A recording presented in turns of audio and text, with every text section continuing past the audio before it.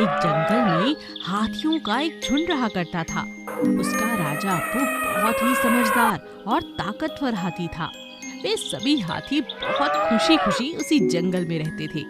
हाथियों का सरदार अप्पू हमेशा अपने हाथियों को अपने छोटे जानवरों की देखभाल करने के लिए कहा करता था। भाइयों, हम लोग बहुत विशाल हैं। हमें हमेशा अपने से छोटे जानवरों का ख्याल रखना चाहिए ताकि उन्हें हमारी वजह से कोई नुकसान न हो। जी महाराज, हम इस बात का हमेशा ख्याल रखेंगे। हाथियों को उस जंगल में किसी भी चीज की कमी नहीं थी।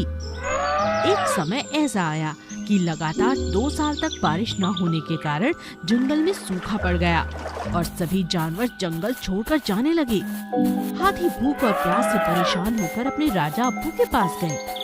अप्पू महाराज, लगता है अब हमें भी जंगल से कहीं और चले जाना चाहिए, वरना हम सब भी यहाँ तड़प तड़प कर मर जाएंगे।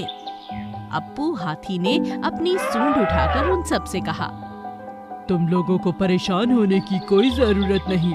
हम लोग जंगल छोड़कर कहीं नहीं जाएंगे, लेकिन कुछ ही दूरी पर एक बहुत बड़ा तालाब पानी से भरा हुआ है।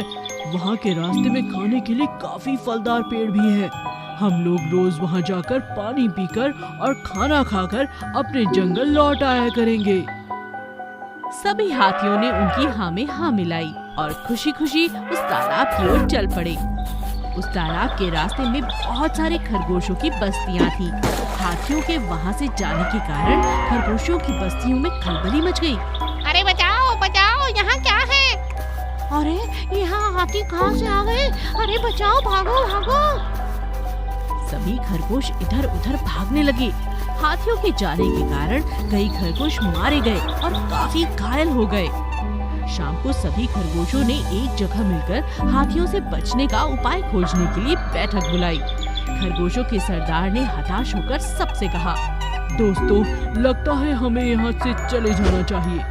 तभी वहाँ बैठे एक समझदार खरगोश ने कहा, सरदार फिक्र न करें, मैंने इसका उपाय ढूंढ लिया है। मैं अभी हाथियों के सरदार के पास जा रहा हूँ। बेटा, जरा सावधान रहना। प्रणाम महाराज। यहाँ क्यों आए हो मिक्कू? महाराज, मुझे चंद्र देवता ने उनका संदेश आपके पास पहुँचाने के लिए भेजा है। बताओ, क्या बात है? महाराज, चंद्र देवता ने कहा है कि आप जिस तालाब से पानी पीते हैं वो उनका पवित्र तालाब है और वो आपसे बहुत नाराज हैं। मैं कैसे मान लूं? तुम सच कह रहे हो? चलिए महाराज, चंद्र देवता अभी भी वहीं पर है, आप देख लीजिए। मिक्कू खरगोश अप्पू महाराज को अपने साथ ले गया और उसने तालाब में चांद की परछाई दिखाई और हाथी से कहा, वो देखिए महाराज, आप झुककर प्रणाम कीजिए, वरना वो नाराज हो जाएंगे। अप्पू हाथी ने मिक्कू की बात मानी और झुककर प्रणाम किया और अपनी गलती की माफी मांगी। इस तरह मिक्कू खरगोश की चतुराई और समझदारी से खरगोशों की बस्ती बच गई। एक जंगल में बिम्बू नाम का हाथी रहता था। वह जंगल के राजा रुस्तम का बहुत अच्छा दोस्त था। बिम्बू की खास सेवा के लिए राजा ने चिंटू नाम के सियार को कहा, चिंटू सियार, तुम मेरे दोस्त बिम्बू का अच्छे से ख्याल रखना, उसे रोज खाना देना, उसकी मदद करना। चिंटू रोज बिम्बू का खूब ख्याल रखता था। धीरे धीरे वो दोनों अच्छे दोस्त बन गए। दोनों खुशी खुशी खेलते थे। एक दिन उस जंगल में एक कुत्ता आया। उसकी चिंटू से मुलाकात हुई। अरे भाई, तुम कौन हो और यहाँ कैसे आए? मैं खाना ढूंढते ढूंढते यहाँ गलती से पहुँच गया हूँ। क्या मैं तुम्हारी कुछ मदद कर सकता हूँ? नहीं, और तो कुछ नहीं, मगर ये जंगल अच्छा है, क्या मैं यहाँ रह सकता हूँ? जरूर, लेकिन हमारे राजा से पूछना पड़ेगा। कुछ दिनों के लिए वो बाहर गए हुए हैं। तुम मेरे साथ रह सकते हो। चिंटू उस कुत्ते को जंगल की सैर कराता है, बिम्बू से मिलाता है। कुत्ते और बिम्बू की अच्छी दोस्ती हो जाती है। बिम्बू कुत्ते के साथ खेलने लगता है, लेकिन चिंटू के साथ अब वो कम खेलता है। अरे, ये बिम्बू अब मेरे साथ खेलता ही नहीं। जब से ये कुत्ता आया है तब से ये मुझे भूल ही गया है। मुझे कुछ करना होगा।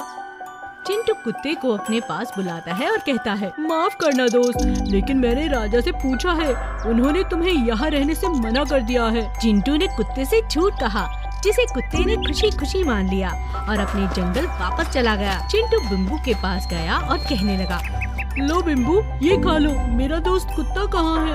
उसे पहले आने दो। कुत्ता अपने जंगल में चला गया है। अब वो नहीं आएगा। बिम्बू ये सुनकर बहुत उदास हुआ। उसने खाना नहीं खाया और वो उदास ही रहा। बहुत समझाने के बाद भी काफी दिनों तक वो भूखा ही रहा। चिंटू अपने दोस्त को ऐसे हालात में नहीं देख पाया। वो कुत्ते को वापस लेने के लिए गया। मुझे माफ करना दोस्त, मैंने तुमसे झूठ कहा था। बिम्बू तुम्हें बहुत याद करता है। तुम बिम्बू के इतने अच्छे दोस्त बन गए थे। मुझे तुमसे झूठ नहीं बोलना चाहिए था। कुत्ता चिंटू के साथ जंगल वापस आ जाता है। राजा भी अब जंगल आ चुका था। उन्होंने कुत्ते को जंगल में रहने की इजाजत दे दी। सभी लोग प्यार से और खुशी खुशी रहने लगे। लोमड़ी और 7 बकरियां। एक जंगल में 7 बकरियां रहती थी। वो सातों हमेशा साथ रहती थी, एक साथ ही घूमती रहती, एक साथ खाना खाती। उन 7 बकरियों की दोस्ती की मिसाल पूरा जंगल देता था। एक दिन एक हाथी ने कहा, अरे बकरियों की टोली कहाँ चली? तुम सबको साथ देखकर मुझे बहुत अच्छा लगता है। शुक्रिया हाथी भाई। और जब बकरियों को सोना होता तो 5 बकरियां सो जाती और 2 पहरा दिया करती थीं, ताकि कोई शिकारी जानवर उन्हें मार न सके। एक दिन एक बकरी ने कहा, अरे सहेलियों, चलो चलो तुम सो जाओ, मैं पहरा देती हूँ। ठीक है, हम लोग सो जाते हैं। उसी जंगल में एक चालाक लोमड़ी भी रहती थी।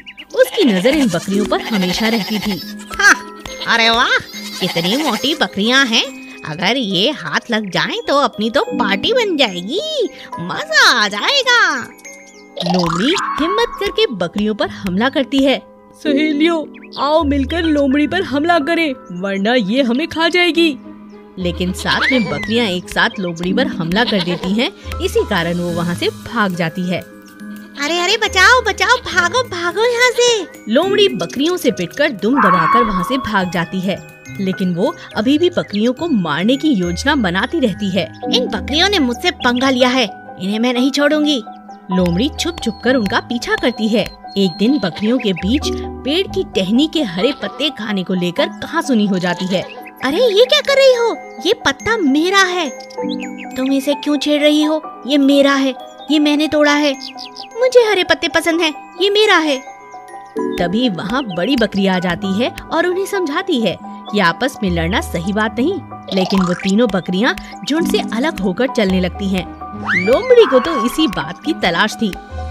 हाँ, कितने दिनों तक साथ रहती, देखा हो गया झगड़ा। आज लूंगी इनसे अपना बदला। एक एक कर इन तीनों को खा जाऊंगी, किसी को नहीं छोड़ूंगी। आज तो मेरे लिए बहुत अच्छा दिन है। चलो इनका शिकार करती हूँ, इनकी इस लड़ाई का फायदा उठाती हूँ। इस बात का फायदा उठाकर लोमड़ी उन पर हमला कर देती है। तीनों बकरियां एक दूसरे से नाराज थीं, इसीलिए एक दूसरे की तरफ देखती भी नहीं। और इसी बात का फायदा लोमड़ी उठाती है। एक एक करके वो तीनों बकरियों को खा जाती है।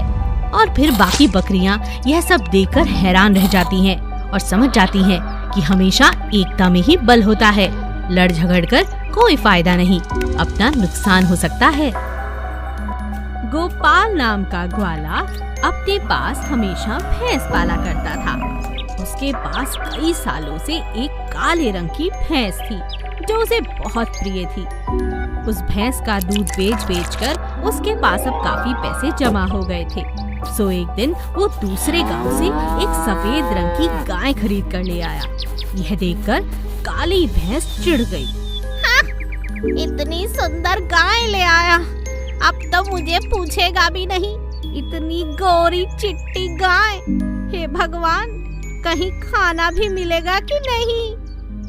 भैंस दिन प्रतिदिन गाय से चिढ़ती रही, जबकि गाय बहुत ही मिलनसार और प्यारी थी। गांव के लोग यह जानकर कि गोपाल के पास गाय है, उसे रोज खाने के लिए कुछ देने के लिए आते और गाय की पूजा तक करते। यह सब देखकर अब भैंस से रहा नहीं गया। एक दिन उसने गाय से कहा, हाँ, कहाँ से आई हो? जब से आई हो पूरा गांव तुम्हारा दीवाना हो गया है, और ये गोपाल, ये तो मुझे भूल गया।